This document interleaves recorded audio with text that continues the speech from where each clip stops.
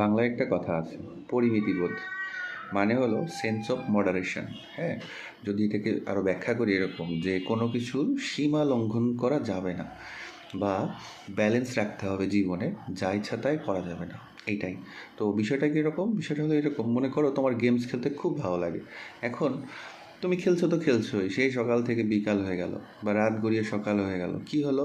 তোমার অনেক সময় নষ্ট হলো, চোখের ক্ষতি হলো, শরীরের ক্ষতি হলো, তোমার পড়াশোনা ঠিকমতো হবে না, তুমি স্কুলে যেতে পারবে না ঠিকমতো, বাবা মা বকাঝকা করবে, সম্পর্ক খারাপ হবে। অথবা মনে করো কোনো একটা খাবার দাবার তোমার খেতে খুব পছন্দ, মানে তোমার খুব পছন্দ, ভালো লাগে, কিন্তু সেটা যদি খুব বেশি খাও তাহলে কিন্তু আমাদের হজমের সমস্যা হবে, শরীরের ক্ষতি হবে, দেখবে ভালো লাগবে না। কোনো একটা খাবার খুব বেশি খেলে ভালো লাগে না, মানে ওইখানেও সীমা লঙ্ঘন করা যাবে না।